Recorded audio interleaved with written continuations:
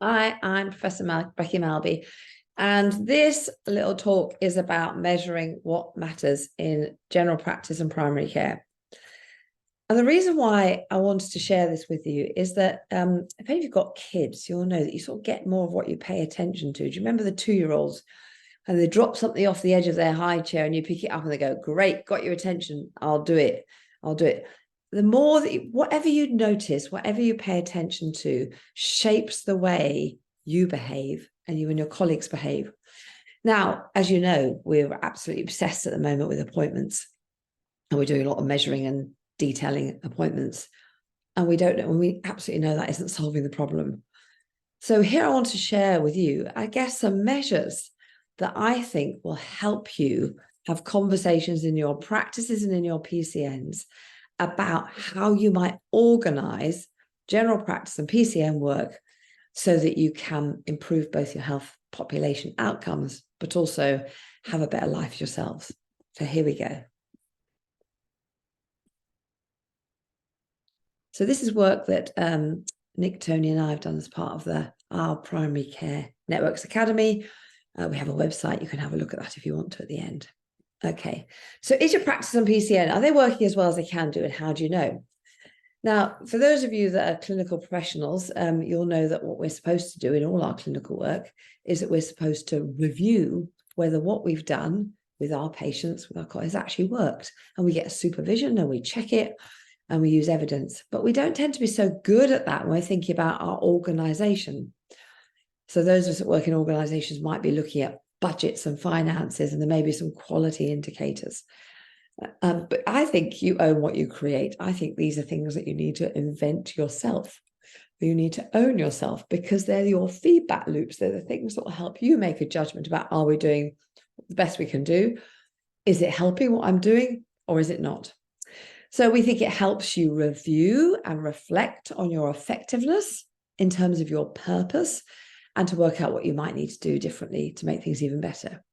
So they're feedback loops. They're there, measures are there to help you really, I think, really usefully. So first of all, you've got to know what your purpose is. I've put a couple here. Mostly when I ask primary care networks what their purpose is, they just say improving health populations outcomes. And when you ask general practice what their purpose is, they say improving health population outcomes.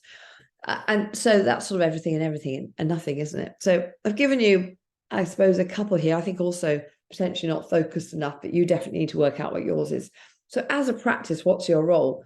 If your role is to provide loads of appointments, then just do that. But if your role is to meet population health needs, and this here is, I guess, a sort of an amalgamation of various people's views, but I think it's to universally and fairly improve the health outcomes of your practice population.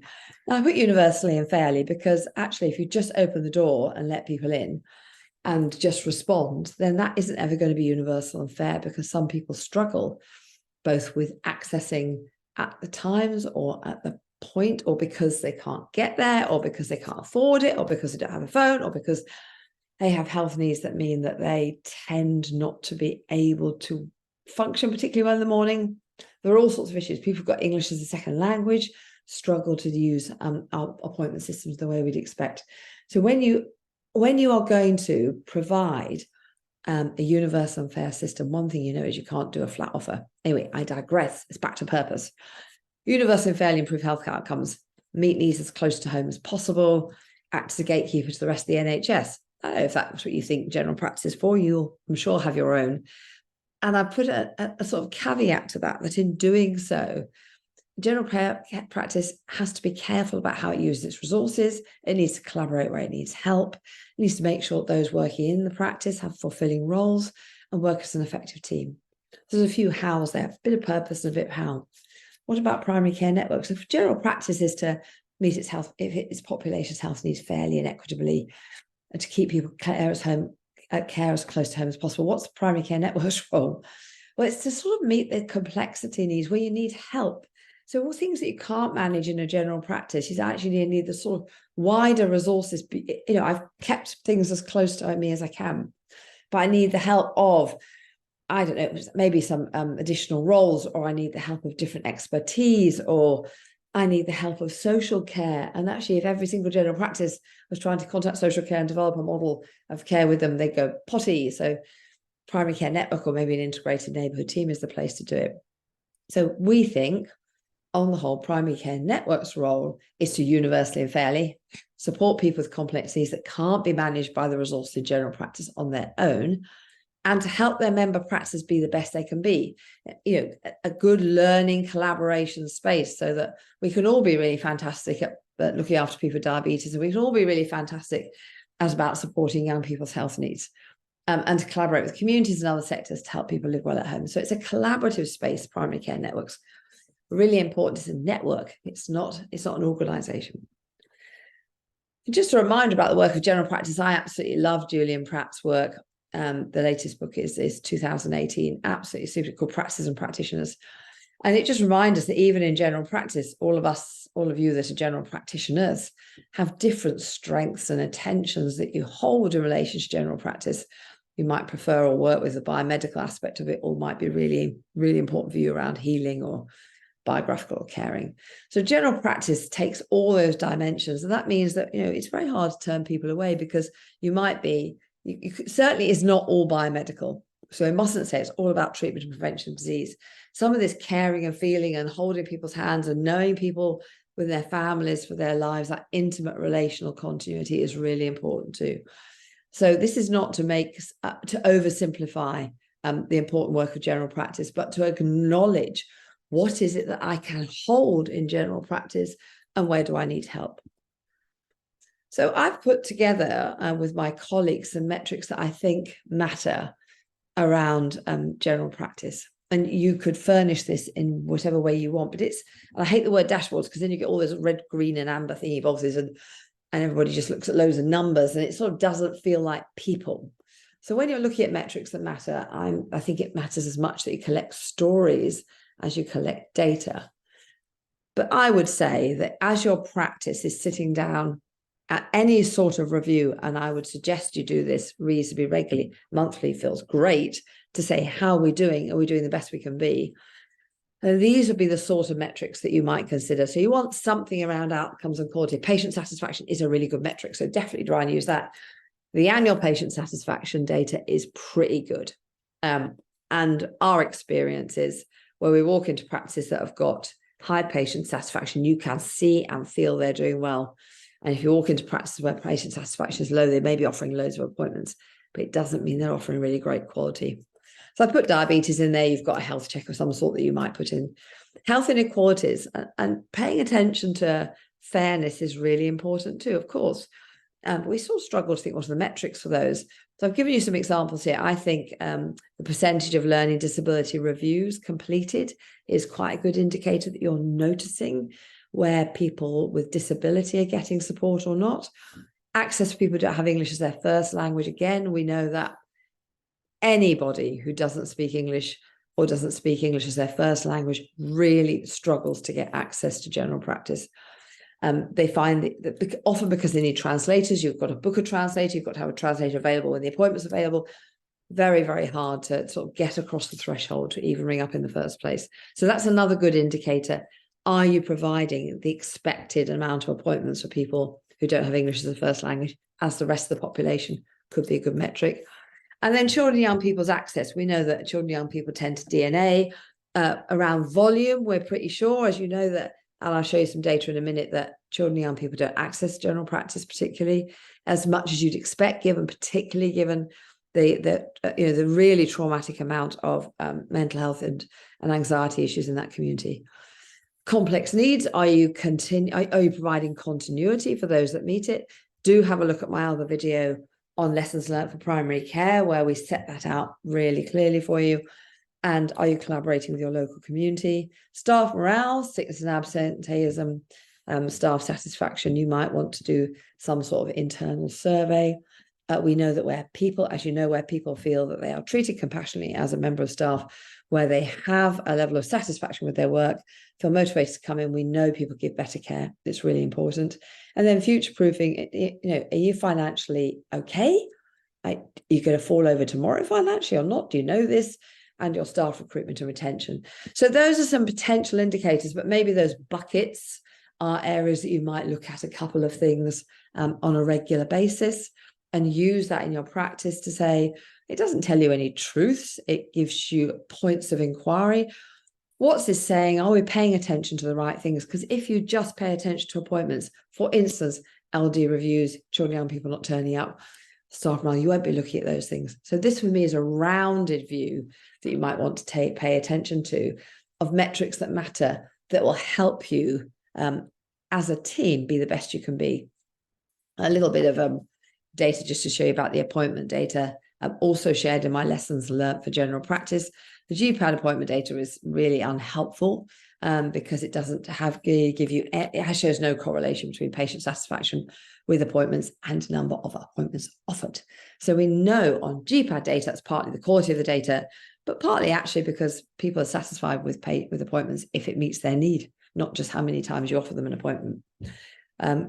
We could go into this in some detail, I'm not going to now, but just remember that appointments is not the answer to this. When you look at health of young people, if you look at the people on your practice population list, here's the top is the whole group of people. The different colours are different types of illnesses. The grey is age and the number of people that age. You see, you've got a lot of young people here, haven't you, in this practice between the age of 7 and 24, but they're accessing the practice very minimally or nowhere near as much as you'd expect. And of course, that's stacking up problems for later.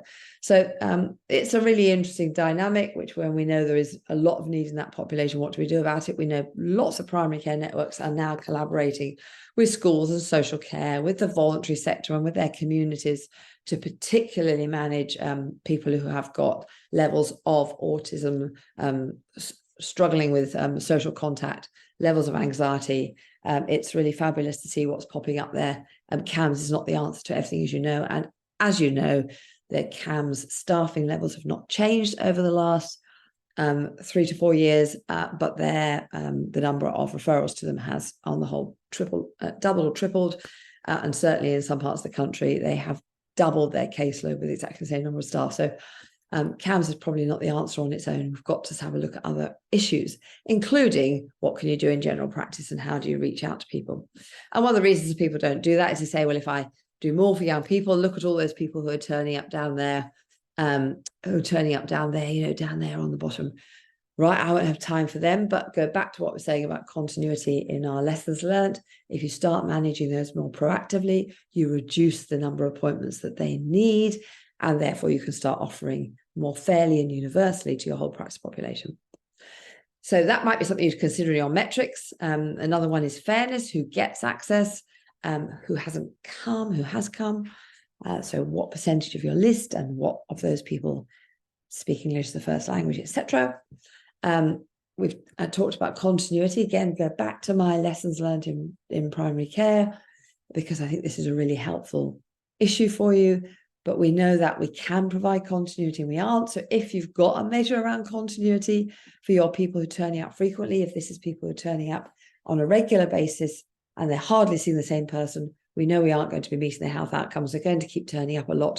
That's going to be costing them a lot and costing you a lot. So let's have a look at that. What can you put in place and how can you ensure and measure whether your patients who need continuity are getting it? Often we find that people who turn up more frequently are getting less continuity than those that turn up less frequently.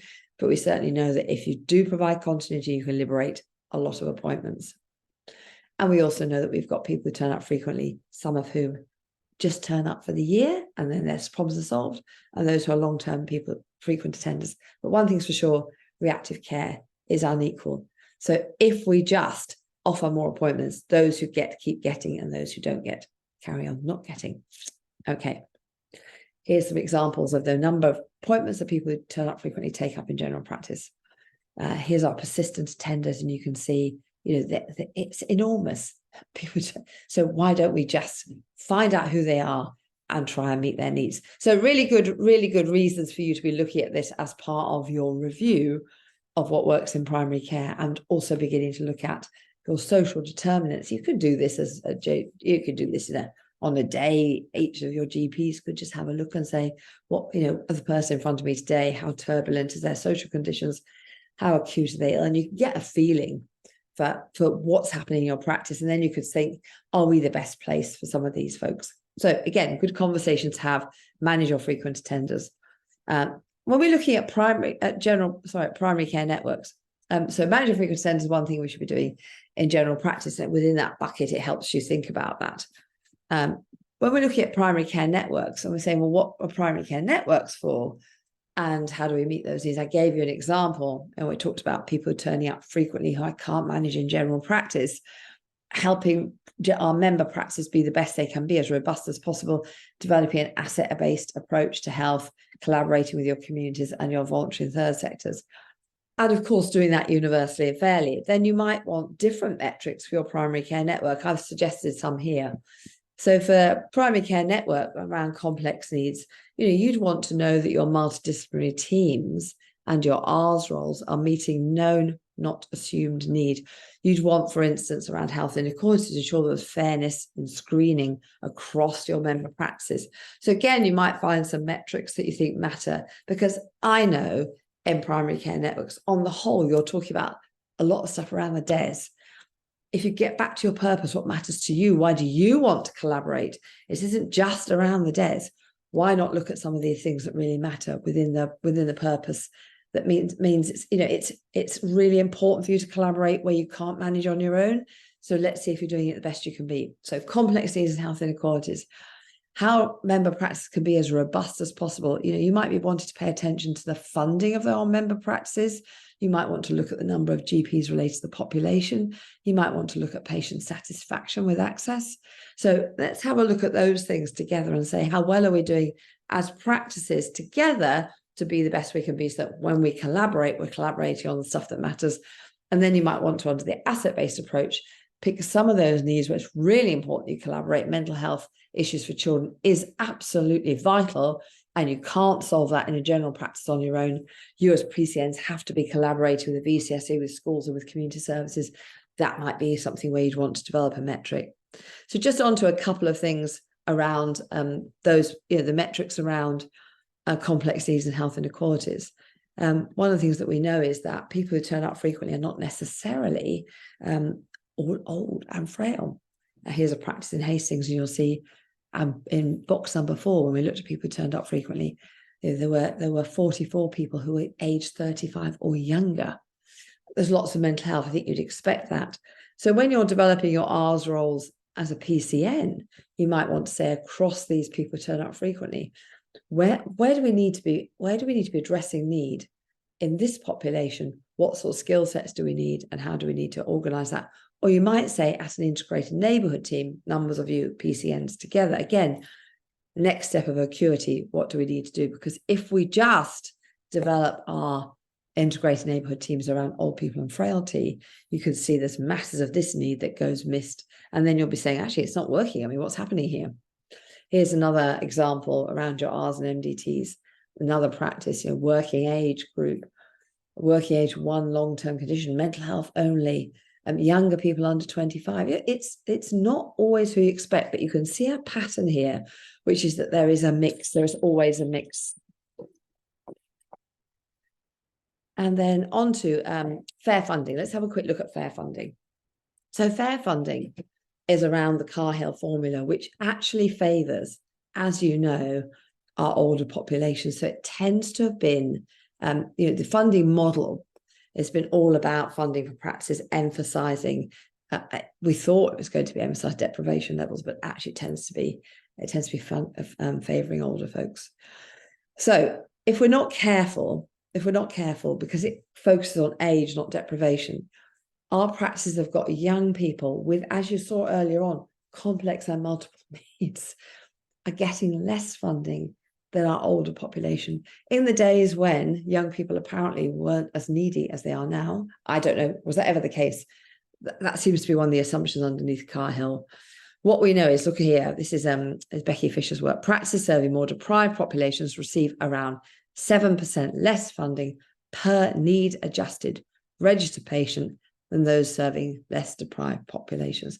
And we know that in practices serving poorer communities, it's harder to recruit GPs. So it's harder anyway. So you tend to have higher costs. Your cost base for locums is higher. So overall, we've got to think not only are you getting less funding, but your costs tend to be higher.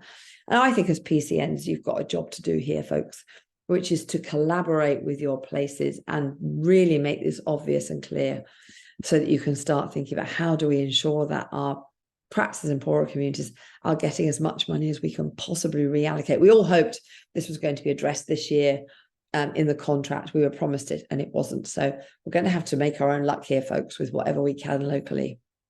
Here we are around numbers of GPs and numbers of GPs in poorer communities. These are practices in Bradford, and you'll see, those are the Bingley bubble. This is where I live, this sort of area whacker up here. You've got more GPs per person. Higher deprivation, you've got lower GPs. That's just normal across the UK. We have to recognise this and do something about it. Here's the next a bit of metric that's really helpful around patient satisfaction with access. As you can see, primarily diving across practice. But if you know what your patient satisfaction with access is over time, these are different practices in a PCN, but really helpful because look here, if you are in the practice that is the sort of light blue down here, if you're this one trundling along on the bottom, you might be interested to know what the green one's doing. How are they organising to get this level of satisfaction? This is not numbers of appointments. This is patient satisfaction. If you're a great PCN, you'd be sharing that data and you'd be scrutinizing, hang on, it's really interesting. How come you're doing? I'd really like to learn from you because you've managed to crack something that I haven't cracked. What we tend to do is to say, you're an outlier, you haven't got the complex needs I've got, you haven't got the problems I've got, rather than say, well done you. Yeah, what can I learn? Let's just celebrate that and share. Somehow we're in this really ghastly scrutiny role of there must be a reason why I'm actually fabulous, but no one recognizes me. And let's just be a bit more humble here. So this is a really good piece of work to share across your practice as a PCN. Just to be aware of appointment data, we absolutely know that the GPAD data is hopeless. It's just, there's a lot of misclassified stuff in there. There's a lot of duplicate data in there. A lot of GP time isn't classified anyway, and no one knows what an appointment is. So it's not great. So let's just assume that appointment data isn't going to be the thing that cuts it, and let's look for the things that matter ourselves. And just so that you know where the evidence for this came from, I've just set out a few things here, and so that you can, if you do want to follow up, you could have a little bit to look yourself. But I would encourage you to build some measures that matter, that you want to pay attention to, that help you be the best primary care network, the best general practice that you can be. Thanks very much.